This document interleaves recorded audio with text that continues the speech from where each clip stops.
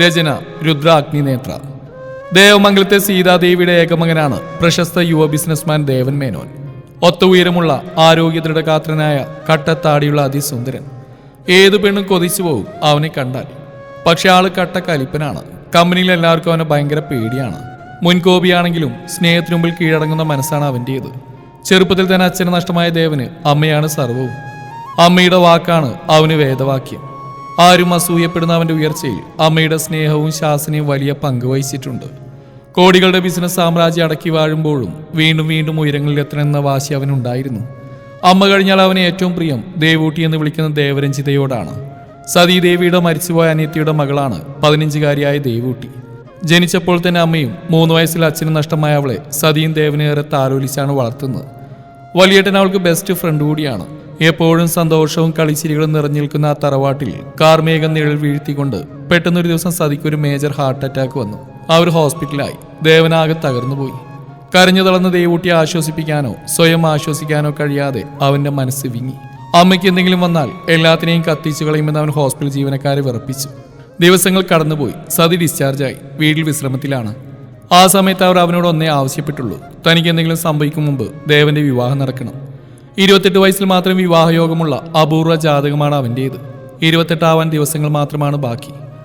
താനൊരു പെൺകുട്ടിയെ കണ്ടുവച്ചിട്ടുണ്ടെന്നും അവൾ മാത്രമേ വിവാഹം കഴിക്കാൻ പാടുള്ളൂ എന്നും സതി ആവശ്യപ്പെട്ടു.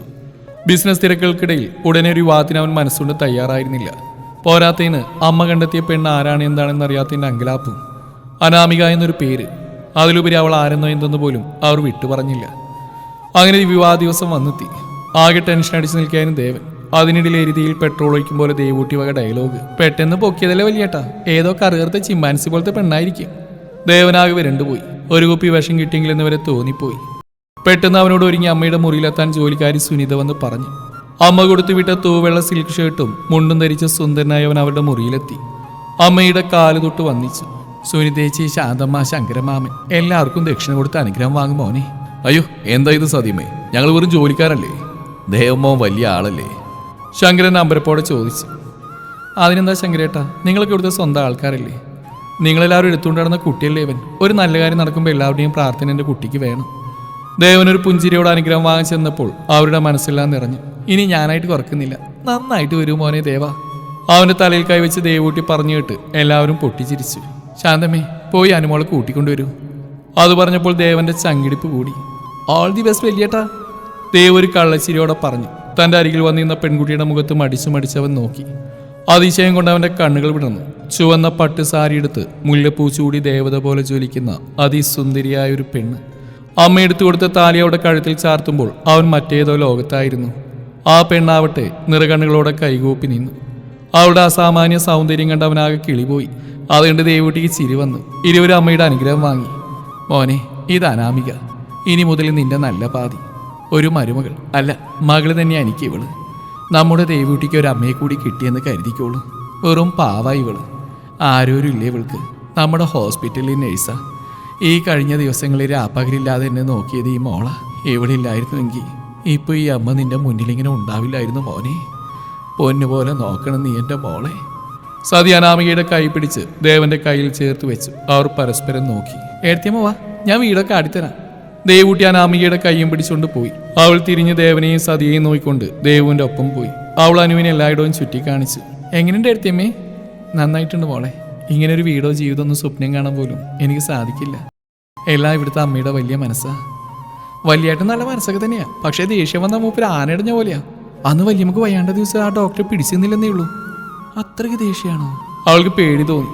ആണോന്നോ? കലിപ്പായ പിന്നെ കൊടുങ്കാറ്റ് പോലെയാ. പക്ഷെ ഏടത്തി വിചാരിച്ച ആ കൊമ്പനം തിളക്കാവുന്നേ ഉള്ളൂ. ഏടത്തി കണ്ടപ്പോൾ തന്നെ മയക്കുവെടിയിട്ടിയ പോലെ ആയി കക്ഷി. അത് കേട്ടത് അവൾക്ക് ചിരി വന്നു.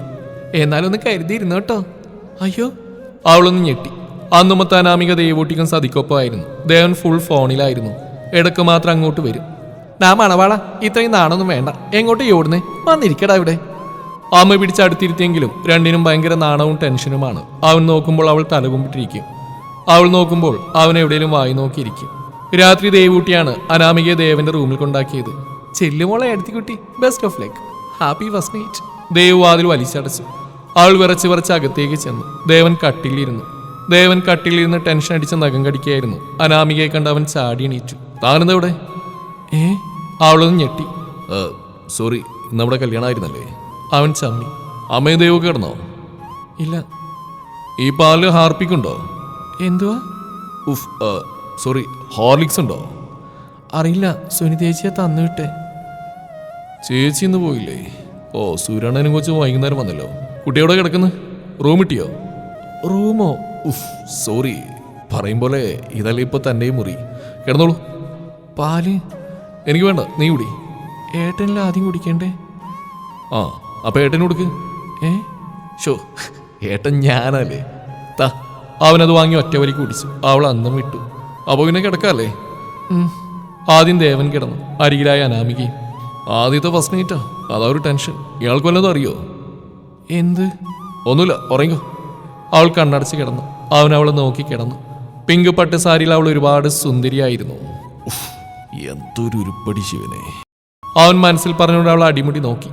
കാറ്റടിച്ച് പെട്ടെന്ന് അവളുടെ സാരി തെന്നി മാറി. നല്ല വെളുത്ത് തുടുത്ത ആലില വയർ, ആഴമുള്ള പൊക്കിൽ ചുഴിയ വാരിപ്പുണർന്ന് കിടക്കുന്ന പൊന്നരഞ്ഞാണം. ഹോ, അരഞ്ഞാണത്തിന്റെ ഒക്കെ ഒരു യോഗേ.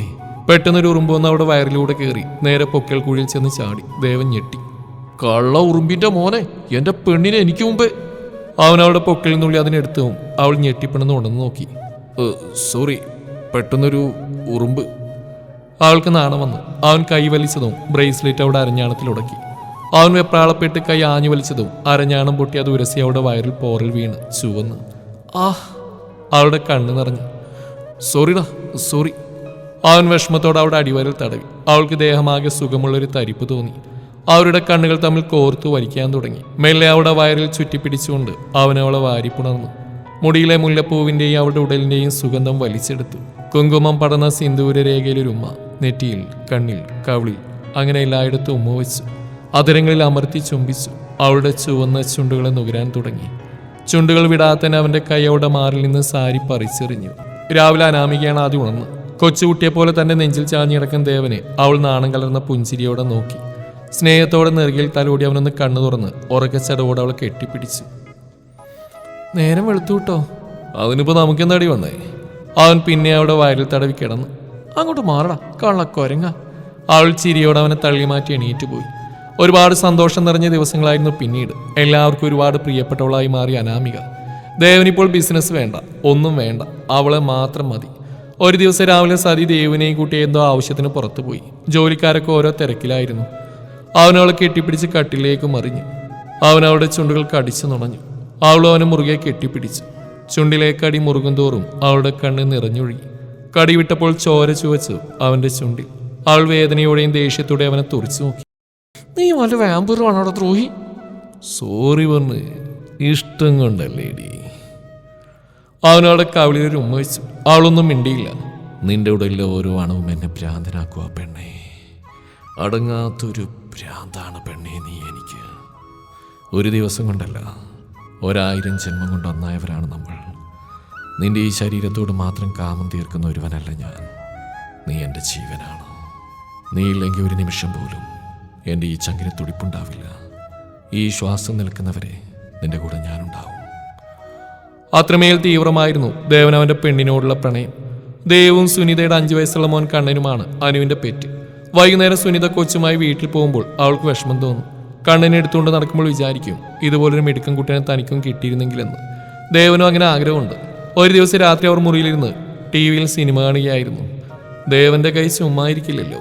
അനാമികയുടെ ദേഹത്താകെ അവന്റെ വിരലുകൾ കുസൃതി കാണിച്ചുകൊണ്ടിരുന്നു. അവൾ ചിരിയോടെ അവനെ കട്ടിലേക്ക് തള്ളി. അവന്റെ മാറിലേക്ക് വീണു. ദിവസങ്ങൾ കടന്നുപോയി. ഒരു നാൾ അനാമിക തലചുറ്റി വീണു. സംഗതി അതുതന്നെ. സതിക്കും മറ്റുള്ളവർക്കും സന്തോഷം അടക്കാനായില്ലെങ്കിലും ദേവന് സർപ്രൈസാക്കി വെച്ചു. അവനോട് അനാമിക തന്നെ പറയട്ടെ. അവൾക്ക് വയ്യെന്ന് കേട്ടത് ഓഫീസിൽ നിന്ന് ചാടി കുതിച്ചു വന്ന് നേരെ മുറിയിലേക്ക് ഓടി കിതച്ച് ചെന്നു. അവനെ കണ്ടത് അവൾ അരികിൽ ചെന്ന് കെട്ടിപ്പിടിച്ച് ഒറ്റ കരച്ചിലായിരുന്നു. അവനാകെ അന്തം വിട്ടുപോയി. നമ്മുടെ കണ്ണം വന്നു. അവൾ ആനന്ദ കണ്ണീരോട് അവന്റെ കൈ പിടിച്ച് വയറിൽ ചേർത്ത് വെച്ചു. ലോകം മൊത്തം വെട്ടിപ്പിടിച്ച സന്തോഷമായിരുന്നു ദേവന്. ഒരു പൂവിതളിനെ എന്ന പോലെ പതിയെ മാത്രമേ അവൻ അവളെ തൊടാറുള്ളൂ. അവളുടെ ഓരോ ആഗ്രഹവും നടത്തി കൊടുക്കും. ടെക്നോളജിയിൽ മുൻപന്തിയിൽ നിൽക്കുന്ന ഒരു കോർപ്പറേറ്റ് കമ്പനി ഉടമയായ ദേവന് വിർച്വൽ റിയാലിറ്റി വഴി അനാമികയുടെ മരിച്ചുപോയ അമ്മയെ അവൾക്ക് കാണിച്ചു കൊടുക്കാൻ വരെ കഴിഞ്ഞു. കുഞ്ഞാവ് അനങ്ങുന്നോ എന്നറിയാൻ ദിവസം തന്നെ അവർ കാത്തിരുന്നു. 4 മാസം കഴിഞ്ഞപ്പോൾ ഒരു ദിവസം കുഞ്ഞൂസ് പതിയെ അനങ്ങി. ഒരു കുട്ടിക്കുരുവിയുടെ ചിറകടി പോലെ ജീവിതത്തിൽ അതുപോലെ ഒരു സന്തോഷം അനാമികയ്ക്കില്ലായിരുന്നു.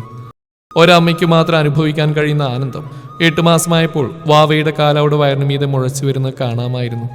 ദേവൻ മുഖം ചേർത്ത് വെക്കുമ്പോൾ മോന്തക്ക് നല്ല കിക്ക് കിട്ടുമായിരുന്നു. അന്നേരം അനാമിക ചിരിക്കും. എൻ്റെ മോനി വരട്ടേടാ, നിന്നെ അടിച്ചൊരു മൂലക്ക് ഇട്ടോളൂ അമ്മയുടെ ചക്കര പറഞ്ഞ് നാവെടുക്കും മുമ്പ് അവൾക്ക് ഊക്കിനൊന്ന് കിട്ടി. കണ്ടോടി പുള്ളേ, അവനെ എൻ്റെ മോനാടി, അച്ഛൻ്റെ പൊന്ന്. അവൻ വാത്സല്യത്തോടെ അവളുടെ വയറിലൊരു ഉമ്മ വെച്ചു. മോനേ ഉള്ളൂ ഉമ്മ, മോൻ്റെ അമ്മയ്ക്കില്ലേ? അവൻ അവളുടെ ചുണ്ടിൽ നേർക്ക് ചുണ്ടുണ്ടെന്നു. അല്ലേ വേണ്ട, ചിലപ്പോൾ കൊച്ചു മേലോട്ട് നോക്കിയാലോ. അങ്ങനെ ഒരു ദിവസം അപ്പനെയും അമ്മച്ചെയും ശശിയായിക്കൊണ്ട് ആ കില്ലാടി അവതരിച്ചു. അവർ കണ്ണനെന്ന് കരുതിയത് ഒരു കണ്ണിയായിരുന്നു, ഒരു കാന്താരി പെണ്ണ്. ദേവന്റെ അനാമികയുടെ ആത്മാവിന്റെ അംശമായതുകൊണ്ട് അവരവളെ ദേവാത്മിക എന്ന് വിളിച്ചു. ഇന്ന് 1ാമത്തെ പിറന്നാളാണ്.